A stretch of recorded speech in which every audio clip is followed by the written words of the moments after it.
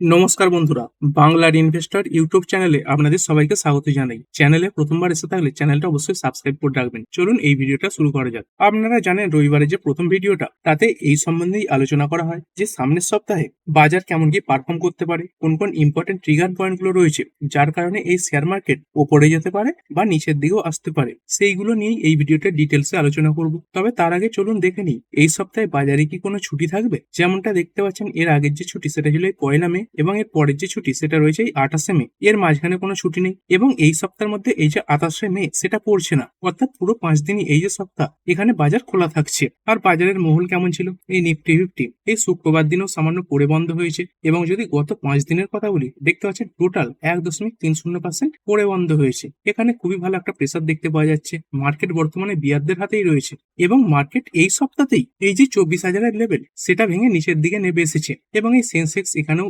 এরকমই প্যাটার্ন দেখতে পাচ্ছেন। একদিনে পড়া 0.21% মানে শুক্রবার দিন এবং এই 5 দিনে টোটাল 1.34% পড়েছে। এই নিফটির মতোই পারফরমেন্স বিএসসি সেন্সেক্সও দেখিয়েছে। আর এগুলোতে গেল ইন্ডিয়ান মার্কেটের পারফরমেন্স। আমাদের মার্কেট বন্ধ হয়ে যাওয়ার পরে, মানে শুক্রবার দিনের কথা বলছি, রাতে আমেরিকান মার্কেট ওপেন হয়। সেটা কেমন সংকেত দিয়েছিল, এখান থেকে যে কোনো আশার সংকেত পাওয়া যাচ্ছে সেরকমটা নয়। দেখতে পাচ্ছেন এই মার্কেটেও বড় ক্র্যাশ দেখতে পাওয়া যাচ্ছে। এই ডাউ জোন্স 1.07% পড়েছে এবং এরই সঙ্গে সঙ্গে আমেরিকার যে আইটি ইন্ডেক্স রয়েছে নাসডাক, এটাও প্রায় 1.5%-এর উপরে পড়ে গেছে। শুধুমাত্র আমেরিকান মার্কেট নয়, যদি গ্লোবাল মার্কেটের কথা বলি, গ্লোবাল মার্কেটে ক্র্যাশ দেখতে পাওয়া গেছে। যেমন দেখতে পাচ্ছেন জার্মানির মার্কেট ড্যাক্স, এটা 2%-এর উপরে পড়া। তারপরে ফুটসি 100 1.71% ডাউন, ক্যাক 40 পড়েছে 1.60%, ইউরোস্টক্স 1.81%। এরকম এরকম দেখতে পাচ্ছেন বেশিরভাগ যে ইন্ডেক্স এগুলো প্রায় 1.25% থেকে 2%-এর কাছাকাছি পড়া। মানে গত সপ্তাহে ইন্ডিয়ার মার্কেট যতটা খারাপ পারফরমেন্স দেখিয়ে দিয়েছিল, এই এক এক দিনে এই ইউরোপিয়ান মার্কেটগুলো সেরকম খারাপ পারফরমেন্স দেখিয়েছে। এখান থেকে কোনো ভালো সংকেত বাজারের জন্য নেই। আর এরপরে যদি কথা বলি, এই সপ্তাহে আমাদের যে গভর্নমেন্ট রয়েছে, এই গভর্নমেন্টের যে বিভিন্ন সিদ্ধান্ত সেগুলোর উপর নজর থাকবে। গভর্নমেন্ট ধীরে ধীরে বিভিন্ন যে সিদ্ধান্ত সেগুলো বদলাচ্ছে, কিছু নতুন নিয়মও নিয়ে আসছে। এর আগের সপ্তাহতেই অনেক নতুন নতুন নিয়ম নিয়ে এসেছিল এবং যার কারণে বিভিন্ন সেক্টরে তার ইম্প্যাক্ট দেখতে পাওয়া গিয়েছে। প্রথমে যদি কথা বলি গত সপ্তাহে কি করা হয়েছে, পেট্রোল এবং ডিজেলের যে প্রাইস সেটা 3 টাকা পার লিটার বাড়িয়ে দেওয়া হয়েছে। তারই সঙ্গে সঙ্গে সিএনজির যে প্রাইস সেটা 2 টাকা করে বাড়িয়ে দেওয়া হয়েছে। প্রধানমন্ত্রী নরেন্দ্র মোদীজি তার একদিন দুদিন আগে থেকেই বলছিলেন যে তেলের ব্যবহার কমাও, ওয়ার্ক ফ্রম হোম করো, তারই সঙ্গে সঙ্গে পাবলিক যে ট্রান্সপোর্ট সেগুলো ইউজ করো, এবং তার একদিন দুদিন পরেই এই তেলের দাম 3 টাকা করে বাড়িয়ে দেওয়া হয়েছে। এছাড়াও কি করা হয়েছে, এই যে সুগারের এক্সপোর্ট সেটাও ব্যান করে দেওয়া হয়েছে। সেপ্টেম্বরের 30 তারিখ পর্যন্ত ইন্ডিয়াতে কোনো প্রকার সুগার বাইরের কোনো দেশে এক্সপোর্ট করা যাবে না। দেশের মধ্যে এই যে সাপ্লাই এটা যাতে ঠিকঠাক বজায় থাকে সেই জন্যই এই যে সিদ্ধান্ত সেটা নেওয়া হয়েছে। এর পাশাপাশি কি হয়েছে, মোদিজি পরবর্তী 1 বছরের জন্য এই যে গোল্ড এটা কিনতে বারণ করেছিলেন এবং তার কিছুদিন পর কি করা হয়েছে, এই গোল্ড সিলভারের বাইং কমানোর জন্য এই যে ইম্পোর্ট ট্যারিফ সেটা বাড়িয়ে দেওয়া হয়েছে। 6% ছিল, সেখান থেকে বাড়িয়ে 15% করে দেওয়া হয়েছিল। মানে বুঝতে পারছেন এই সময় এই মোদিজির এক একটা কথাবার্তা মার্কেটের উপর কিভাবে বড় ইম্প্যাক্ট ফেলতে পারে। কারণ কোনো বিষয়ে তিনি যখনই সাবধান করছেন, তার একদিন দুদিনের মধ্যেই সেই বিষয়ে কোনো নতুন নিয়ম এই গভর্নমেন্ট নিয়ে কিন্তু চলে আসছে। তো সেটাই দেখার থাকবে যে এই সপ্তাহে গভর্নমেন্টের তরফ থেকে নতুন কোনো আপডেট সামনে আসে কিনা। আর দেখুন, এই যে তেলের দাম 3 টাকা করে বেড়েছে না, পেট্রোল ডিজেল প্রায় 3 টাকার কাছাকাছি বেড়েছে, সেটা কিন্তু সাফিসিয়েন্ট নয়। ওএমসি কোম্পানিগুলো দেখেছিলাম প্রাইস বাড়াটা কোম্পানিগুলোর জন্য ভালো, কিন্তু কোম্পানিগুলো এটা ডিসঅ্যাপয়েন্ট হয়েছে যে মাত্র 3 টাকা বাড়লো। তো পরবর্তীকালে আস্তে আস্তে এই প্রাইস আরো বাড়তে পারে, বিভিন্ন এক্সপার্ট এটাই মনে করছে। তবে ধাপে ধাপে বাড়বে, গভর্নমেন্ট একবারে বাড়াতে চাইছে না। এবং এই পেট্রোল ডিজেলের প্রাইস বাড়া মানে কি, ওএমসি কোম্পানিগুলোর জন্য তো ভালো, কিন্তু আমাদের যে ইনফ্লেশন সেটা বেড়ে যাবে, জিডিপি সেটা খারাপ হবে। এখান থেকে বড় একটা চাপ আসতে পারে যদি এই সপ্তাহেও আবার এই প্রাইস হাইক হয়। দেখতে পাচ্ছেন petrol diesel price hike offers limited relief to retailers as crude surge keeps pressure intact. মানে এই যে বেড়েছে সেটা কিছুই নয়, এই ক্রুড অয়েলের প্রাইস যদি এভাবে বাড়তে থাকে তাহলে গভর্নমেন্ট অটোমেটিক এই যে পেট্রোল ডিজেল রয়েছে তার দাম আরো বাড়াতে বাধ্য হবে। এই কিরণ রিজিজু তিনি এই কথাই বলছেন। কিছু কিছু দেশে এই যে তেলের প্রাইস এটা 100% বাড়িয়ে দেওয়া হয়েছে, মানে যুদ্ধের আগে যে দাম ছিল তার ডবল হয়ে গেছে বর্তমানে। সেই তুলনায় ইন্ডিয়াতে যেটুকু বেড়েছে সেটা লিমিটেড ইনক্রিজ, সামান্য বৃদ্ধি। এবং এটাও চিন্তার ব্যাপার, এই যে আমাদের স্টক থাকে না, এই ক্রুড অয়েলের স্টক, ন্যাচারাল গ্যাসের স্টক, খুব বেশি দিনের স্টক কিন্তু নেই। দেখতে পাচ্ছেন India has 60 day of crude oil, 60 day of natural gas and 45 day of LPG rolling stock. মানে বুঝতে পারছেন এই যে যুদ্ধ চলছে, সেই যুদ্ধ যদি না থামে, হরমুজ প্রণালীর যে ব্যাপারটা সেটা যদি ঠিকঠাক না হয়, তাহলে এগুলো ক্রুড অয়েলের প্রাইসকে বাড়াবে, ইন্ডিয়ার উপরেও প্রেসার তৈরি হবে। আমাদের তো রুপি এমনি দুর্বল হচ্ছে, তারপরে যদি আবার পেট্রোল ডিজেলের দাম আরো বেড়ে যায়, তো এই সব কিছু বাজারের উপর কিন্তু নেগেটিভ ইম্প্যাক্ট ফেলবে। আর এই সব কিছু একটা জিনিসের উপরে নির্ভর করে আছে, একটা জিনিস হয়ে গেলে এই সব কিছু সমস্যার সমাধান হয়ে যাবে। সেটা কি, সেটা হচ্ছে ইরান এবং ইউএস এর মধ্যে যে যুদ্ধ চলছে সেই যুদ্ধটা বন্ধ হওয়া এবং বিশেষ করে স্টেট অফ হরমুজ এটা ওপেন হয়ে যাওয়া। আর আমরা একটা আশায় ছিলাম, কি আশায় ছিলাম, এই আমেরিকার প্রেসিডেন্ট ডোনাল্ড ট্রাম্প তিনি চায়নায় গিয়েছিলেন এই জাই জিনপিং এর সঙ্গে কথা বলার জন্য। আমরা এটাই ভেবেছিলাম কিছু পজিটিভ আউটকাম সামনে আসবে। এছাড়াও ডোনাল্ড ট্রাম্প বলেছিলেন এই চায়না ভিজিটের আগে ইরান নিয়ে কোনো ডিল হয়ে যাবে, সেটা তো হয়নি। এবং এই ডোনাল্ড ট্রাম্প তিনি যে চায়নায় গেলেন সেখান থেকে কিন্তু খালি হাতেই ফিরে এসেছেন, কোনো ডিল কিন্তু হয়নি, কোনো পজিটিভ আউটকামও সামনে আসেনি। দেখতে পাচ্ছেন, Trump leaves China with no agreement on thorny issue but cites very good talks with Xi. মানে ভালোভাবে কথাবার্তা হয়েছে কিন্তু কোনো এগ্রিমেন্ট সাইন হয়নি। দেখুন, এই যে প্রেসিডেন্ট ডোনাল্ড ট্রাম্প রয়েছেন তিনি যখন আমাদের এই নরেন্দ্র মোদীর সঙ্গে কথা বলেন তখনও তিনি বলেন যে ভালো সম্পর্ক, মোদীর সঙ্গে ভালো সম্পর্ক, বন্ধুত্বপূর্ণ সম্পর্ক, কিন্তু তারপরে আমরা দেখেছি এই কিভাবে ট্যারিফ বাড়িয়েছেন। তো সেরকম তিনি সবার সঙ্গে সম্পর্ক ভালো রাখার কথা বলেন, কিন্তু অ্যাকচুয়ালি দেখতে পাচ্ছেন কোনো যে এগ্রিমেন্ট যেটা হলে এই বাজারের জন্য ভালো হতো সেটা সাইন হয়নি। এবং এই সব কিছুর কারণে ক্রুড অয়েল এখানে প্রেসার দেখতে পাওয়া যাচ্ছে। দেখতে পাচ্ছেন এই ক্রুড অয়েলে কিভাবে একটা বৃদ্ধি দেখা গেছে। ডব্লিউটিআই ক্রুড 4.20% বাড়া এবং ব্রেন্ট ক্রুড এটা 3.35% বেড়েছে। ব্রেন্ট ক্রুড দেখতে পাচ্ছেন 109 এর উপরে উঠে গেছে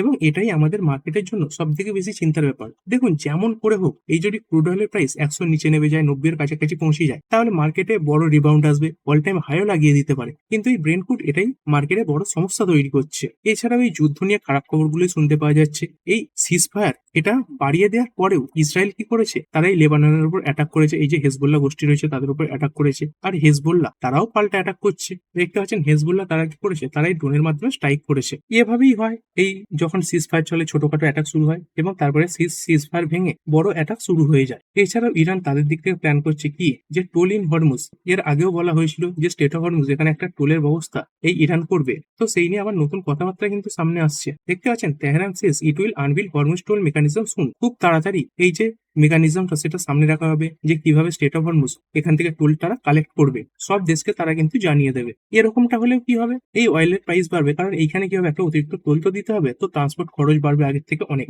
এছাড়াও এই যে মোদিজি তিনি ওয়ার্ল্ড ভিজিটে বেরিয়েছেন, বিভিন্ন দেশে যাচ্ছেন, বিভিন্ন বিষয়ে আলোচনা করছেন। অনেকে ভাবেন যে শুধু ঘুরতে যাচ্ছেন, এমনটা কিন্তু নয়, এই দেশের কাজের জন্যই তিনি যাচ্ছেন। যেমন এই ইউএই এখানে গেছেন, এখানে কিন্তু বড় অনেক কথাবার্তা হয়েছে। দেখতে পাচ্ছেন এই এলপিজি, তার সঙ্গে সঙ্গে ডিফেন্স, এই ব্যাপারগুলোতে পার্টনারশিপ হয়েছে। দেখতে পাচ্ছেন big Returns from পিএমস short UAE visit. শুধুমাত্র যে ইউএই এইখানে গেছেন এমনটা নয়, দেখতে পাচ্ছেন এই 5 নেশন ট্যুরে তিনি বেরিয়েছেন, এই 5খানা দেশে যাবেন এবং বিভিন্ন বিভিন্ন বিষয়ে এই যে স্ট্র্যাটেজিকটাই এটা তৈরি করার চেষ্টা করবেন। এরপরে কথা বলবো কোয়ার্টার ফর রেজাল্টের ব্যাপারে। বহু কোম্পানি তাদের নাম্বার এই সপ্তাহেও পেশ করতে চলেছে। যেমন দেখতে পাচ্ছেন কারা কারা রয়েছে, ইন্ডিয়ান অয়েল, বেল রয়েছে, গ্রাসিম রয়েছে, আইটিসি, এলআইসি, সান ফার্মা, বিপিসিএল, এলজি ইলেকট্রনিক্স, নাইকা, ওলা ইলেকট্রিক, এগুলো। এছাড়া যদি প্রত্যেকটা দিন হিসাবে দেখি, দেখতে পাচ্ছেন এই 18 তারিখে কারা রয়েছে, এই ইন্ডিয়ান অয়েল কর্পোরেশন থেকে এইখানে দেখতে পাচ্ছেন সিসাসাই টেকনোলজিস, এদের নামগুলো রয়েছে। তারপরে এই 19 তারিখে দেখুন এই ভারত ইলেকট্রনিক্স লিমিটেড বা বেল, এখান থেকেই J Kumar infra project and Kirloskar industries, এই কোম্পানিগুলো সব রয়েছে, এগুলো দেখে নিতে পারেন। তারপরে 20 তারিখে কারা রয়েছে, এই গ্রাসিম ইন্ডাস্ট্রি, এখান থেকে দেখতে পাচ্ছেন টোটাল এই ওয়ালচান্দনগর ইন্ডাস্ট্রিজ, এত পর্যন্ত কোম্পানি রয়েছে। 21 তারিখেই ITC, life insurance corporation, LG electronics, এরকম বহু কোম্পানি রয়েছে দেখতে পাচ্ছেন। 22 তারিখে রয়েছে সান ফার্মা থেকে এই গণেশ কনজিউমার প্রোডাক্ট পর্যন্ত। 23 তারিখে রয়েছে জেকে সিমেন্ট থেকে সিম্বিয়ক্স ইনভেস্টমেন্ট অ্যান্ড ট্রেডিং কোম্পানি, তারপরে নাইসা কর্পোরেশন, এগুলো। এরপরে এআই রিলেটেড যে বিভিন্ন নিউজ, এগুলোর উপর ভালোভাবে নজর রাখতে হবে। এই এআই রিলেটেড যখন কোনো পজিটিভ খবর সামনে আসবে, আমাদের ইন্ডিয়ান মার্কেটে যে আইটি কোম্পানিগুলো সেগুলো খারাপ পারফর্ম করবে। আর যেহেতু নিফটিতে আইটির একটা ভালো ওয়েটেজ রয়েছে, তাই নিফটিতেও প্রেসার তৈরি হবে। দেখতে পাচ্ছেন India missed out on AI. তো এআই যে ক্ষেত্র, এখানে কিন্তু ইন্ডিয়া অনেকটা পিছিয়ে পড়েছে। এই এআই রিলেটেড ভালো কোনো খবরে ইন্ডিয়ান মার্কেটে ক্র্যাশ দেখা যেতে পারে। এছাড়াও এই যে বড় শর্ট সেলার মিচেল বুরি, তিনি কিন্তু এই এআই নিয়ে সতর্ক করছেন। কি দেখতে পাচ্ছেন, once we are minutes away, মানে খুব বেশি দূরে আমরা নেই, from bloody event that will devastated world economy, মানে পুরো শেয়ার বাজারে ধস না হতে পারে এরকম একটা সংকেত তিনি দিচ্ছেন। আর এই ধস কিসে আসতে পারে, এআই সেক্টরে আসতে পারে, কারণ এই এআই সেক্টরে বুম দেখা যাচ্ছে। যদি এই এআই সেক্টরে বড় ক্র্যাশ আসে, তাহলে আমাদের ইন্ডিয়ান মার্কেটে যে আইটি কোম্পানিগুলো রয়েছে সেগুলোর জন্য সেটা পজিটিভ ব্যাপার হবে। সাময়িকভাবে পড়লেও লং টার্মে কিন্তু বড় পজিটিভ হবে আইটি কোম্পানিগুলোর জন্য। আর এই এআই কোম্পানিগুলো কেমন কি পারফরমেন্স দেখাচ্ছে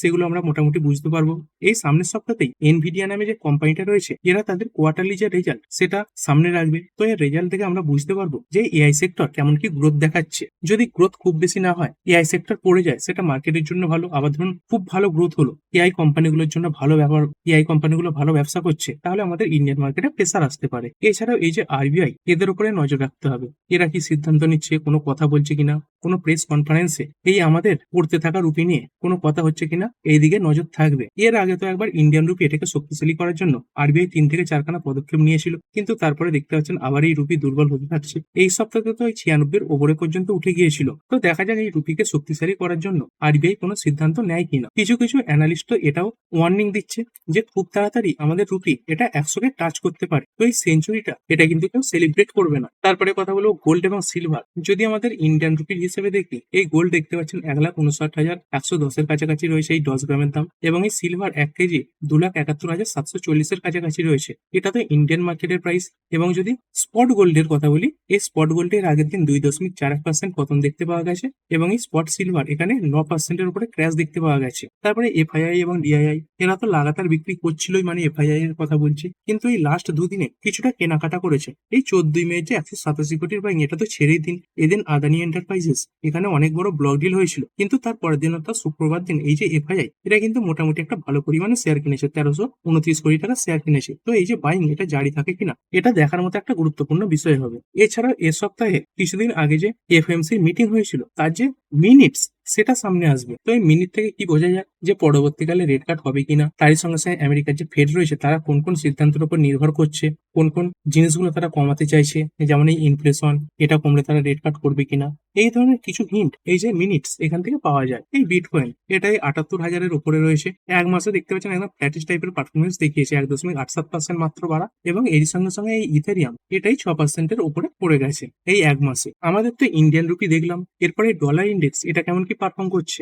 এই ডলার ইন্ডেক্স দেখতে পাচ্ছেন আস্তে আস্তে আবার এই 100-এর উপরে পৌঁছে গেছে। তো এই ডলার ইন্ডেক্সে বৃদ্ধি মানে কি, মানে হচ্ছে অন্যান্য যে মার্কেট সেখানে প্রেসার তৈরি হবে, কারণ এই মার্কেটের প্রতি মানুষের চাহিদা তৈরি হচ্ছে, সেই কারণের জন্যই তো এই ইন্ডেক্সটা বাড়ছে। এই ডলার ইন্ডেক্স বেড়ে যাওয়া মানে গোল্ড সিলভার এগুলোতে প্রেসার তৈরি হওয়া, শেয়ার মার্কেটে প্রেসার তৈরি হওয়া। তো এই ডলার ইন্ডেক্স বেড়ে যাওয়াটা এটা কিন্তু বাজারের জন্য নেগেটিভ। আর যদি নিফটি ফিফটি লেভেলের কথা বলি, দেখুন নিফটি ফিফটির নিচের দিকে 23,500 এটা একটা স্ট্রং সাপোর্ট হিসেবে কাজ করবে। 23,500-কে ভাঙলে 23,200 পর্যন্ত যাওয়ার সম্ভাবনা রয়েছে। আর উপর দিকে তো 200 করে ধাপ ধরে রাখতে পারেন এই 23,700 এবং 23,900 এই লেভেলগুলোকে মাথায় রেখে চলতে পারেন। এবং এই অপশন চেনে দেখতে পাচ্ছেন এই যে 23,500 এই লেভেলে সব থেকে বেশি ডেটা কিন্তু তৈরি হয়েছে, এবং এত বড় বড় ডেটা অন্যান্য যে লেভেলগুলো রয়েছে সেখানে কিন্তু দেখতে পাওয়া যাচ্ছে না।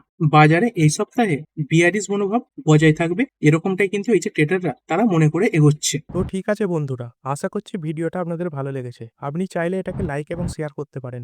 আর শেয়ার মার্কেট সংক্রান্ত ডেইলি নিউজ আপডেট পেতে চ্যানেলটা সাবস্ক্রাইব করে রাখবেন, এবং পাশে থাকা বেল আইকনটি টিপে অল অবশ্যই সিলেক্ট করে রাখবেন, যাতে পরবর্তী ভিডিওর নোটিফিকেশন আপনার কাছে সময় মতো পৌঁছে যায়। আর হ্যাঁ, ভিডিওটি শুধুমাত্র ইনফরমেশন এবং এডুকেশনাল পারপাসের জন্য বানানো হয়েছে। আমি সেবি রেজিস্টার্ড নই, তাই কোনো প্রকার শেয়ারে কোনো প্রকার বাই, সেল, হোল্ড বা অ্যাভারেজ করার কোনো সিদ্ধান্ত নেওয়ার আগে আপনার যে ফাইন্যান্সিয়াল অ্যাডভাইজার আছে তার সঙ্গে অবশ্যই আলোচনা করবেন। দেখা হচ্ছে পরের ভিডিওতে। ধন্যবাদ।